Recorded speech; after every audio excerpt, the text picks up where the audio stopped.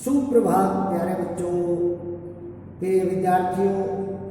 पिछली कक्षा में हमने गजानन माधव मुक्तिबोध कवि द्वारा रचित सहर्ष स्वीकारा है कविता का आधा भाग समझा था।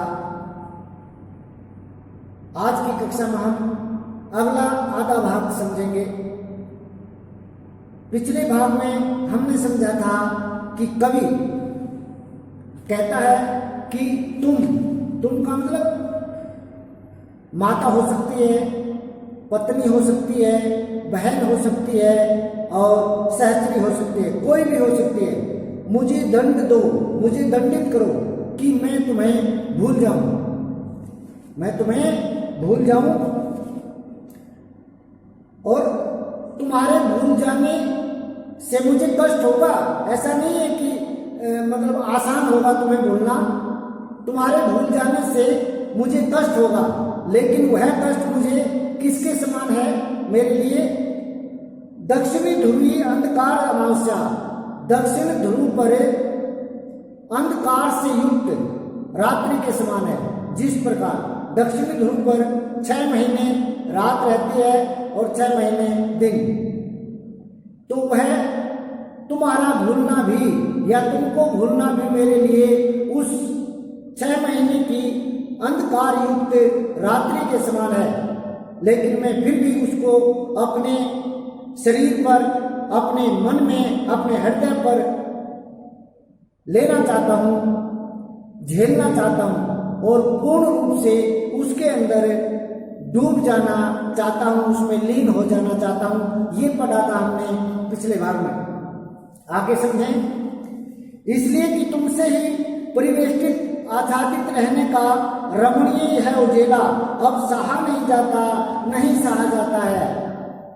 और इसलिए तुम मुझे दंडित करो, मुझे दंड दो, क्योंकि तुमसे यानी तुम्हारे से, तुम्हारे का मतलब आपने समझ लेना है, माता हो सकती है, पत्नी हो सकती है, बहन हो सकती है या सखी भी हो सकती है, सहचरी भी हो सकती है। तुमसे ही परिवेष्टित, परिवेष्टित होता चारों ओर से घिरा हुआ, और आच्छादित यानी जो तुम मेरे चारों ओर छाई रहती हो, मुझे चारों ओर से घेरे रहती हो, वह घिरे रहने का रमणीय माने मनोहर, सुंदर लगने वाला उजेला प्रकाश अब सहा नहीं जाता, अब मुझसे सहा नहीं जाता है, मैं उसे सह नहीं सकता हूं। ममता के बादल की मंडराती कोमलता भीतर गिराती है। क्यों नहीं सहा जाता वो उजेला, वह उजाला, वह प्रकाश? कौन सा प्रकाश? जो उस माँ से या पत्नी से या बहन से या सहचरी से जो ममता मिलती है, जो ममता का प्रकाश मिलता है, जो स्नेह का प्रकाश मिलता है, वह मुझसे अब सहा नहीं जाता।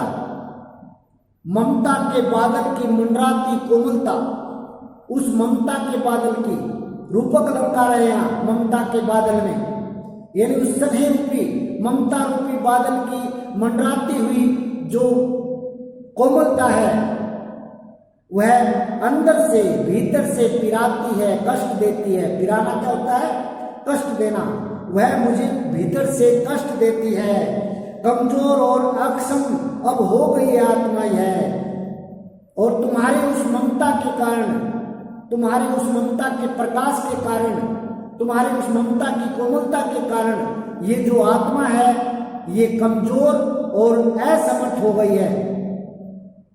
अक्षम क्या होता है? असमर्थ, अशक्त, जिसमें शक्ति नहीं है काम करने की।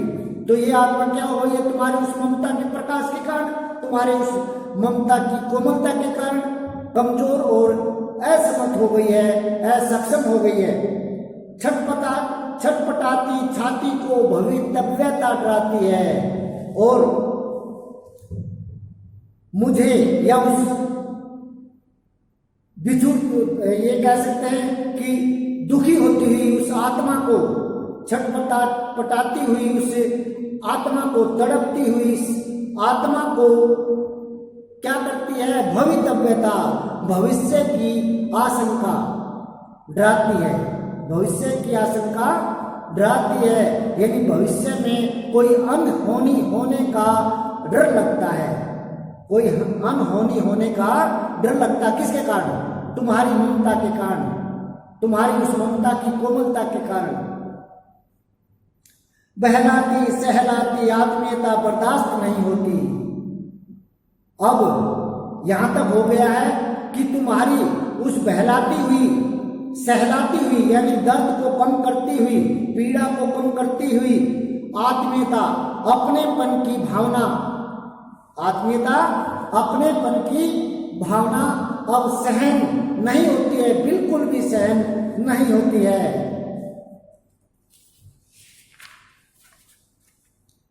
सचमुच मुझे दंड दो कि हो जाऊं पाताली अंधेरे की गुफाओं में, विवरों में, धुएं के बादलों में बिल्कुल मैं लापता। कवि कहता है अपनी उस पत्नी से या मां से या बहन से या सहचरी से कि तुम सचमुच वास्तव में ही मुझे दंड दो, मुझे दंडित करो, ऐसा दंड दो कि मैं क्या हो जाऊं पाताली अंधेरे की गुफाओं में, विवरों में, पाताल की अंधेरी गुफाओं में, गुहा क्या होते हैं? गुफा, गुफाओं में और विवरों में, बिलों में। विवर क्या होते हैं? बिल।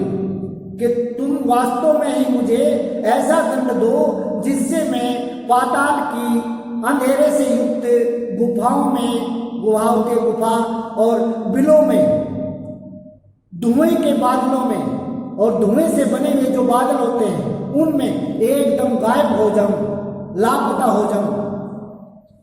यहां पर पाताली अंधेरे की गुफाओं में, विवरों में, पाताली अंधेरे की गुफाओं और विवरों का कहने का भाव क्या है?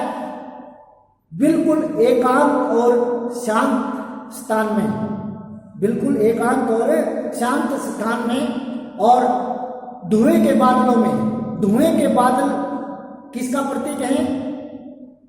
भयंकर यानी खतरनाक और अंधकार से युक्त, खतरनाक और अंधकार से युक्त स्थान का प्रतीक है धुएं के बादल। तो इसलिए यहां प्रतीकात्मक शैली भी है। कौन सी शैली है? प्रतीकात्मक शैली।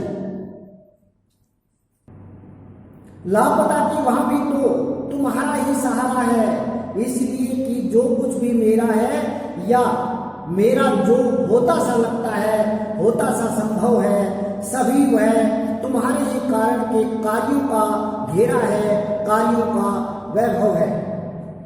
कवि कहता है कि मैं हूं एकांत और शांत स्थानों पर, यानी पाताली अंधेरे की गुफाओं में और बिलों में और धुएं के बादलों में, यानी खतरनाक और अंधेरे से युक्त स्थानों में इस तरह से लापता हो जाऊं, लेकिन किसी भी तरह से लापता हो जाऊं, मैं गायब हो जाऊं, लेकिन वहां पर भी तुम्हारे कारण ही मेरा समय बीतेगा, यानी तुम ही वहां मेरा सहारा बनोगी समय बिताने का।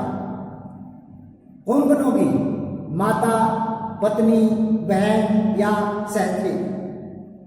इसलिए कि जो कुछ भी मेरा है, इसलिए क्योंकि जो कुछ भी मेरा है या मेरा होता सा लगता है या फिर मेरा हो सकता है, सभी वह सब जो मेरा है, मेरा होता सा लगता है या मेरा हो सकता है, वह सब तुम्हारे कारण ही संभव है, तुम्हारे कार्यों का ही वैभव है, तुम्हारे कार्यों की ही समृद्धि है। जो भी मेरे पास है, मेरा जो होने वाला है या मेरा जो हो सकता है, वह सब तुम्हारे कार्यों द्वारा ही संभव है, तुम्हारे कारण ही मुझे मिला है। अब तक तो जिंदगी में जो कुछ था, जो कुछ है, अब तक मेरी जिंदगी में जो कुछ भी था या जो कुछ भी है, हो रहा है, वह सब मुझे सहर्ष स्वीकारा है, खुशी के साथ स्वीकार है, खुशी के साथ मान्य है। इसलिए कि क्यों मान्य है? वह जो कुछ भी मेरी जिंदगी में अच्छा या बुरा हो रहा है, वह सब मैं खुशी के साथ स्वीकार करता हूं, वह मुझे खुशी के साथ स्वीकार है, मान्य है। ऐसा क्यों है? इसलिए कि जो कुछ भी मेरा है वह तुम्हें प्यारा है। वह मुझे खुशी के साथ स्वीकार इसलिए है क्योंकि जो कुछ भी मेरा है वह तुम्हें प्यारा है, अच्छा लगता है, इसलिए।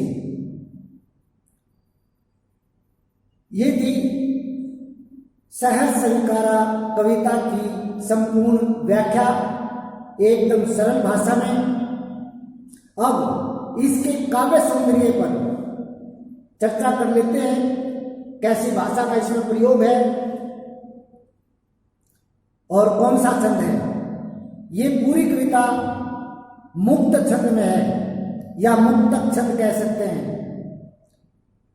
खड़ी बोली का प्रयोग किया गया है, अनुप्रास अलंकार का प्रयोग है, पुनरुक्ति प्रकाश अलंकार का प्रयोग है, प्रसन्न अलंकार का प्रयोग हुआ है। अब रूपक अलंकार भी यहां पर रूपक अलंकार का भी प्रयोग है।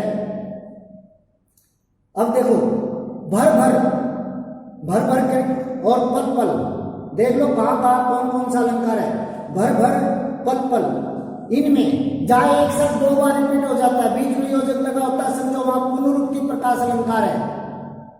सहर्ष स्वीकारा, सहर्ष स्वीकारा के अंदर अनुप्रास अलंकार है। छटपटाती छाती के अंदर अनुप्रास अलंकार है।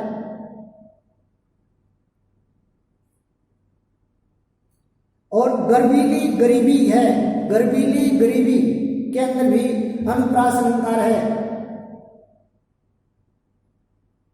तो ये था कुछ इस कविता का काव्य सौंदर्य।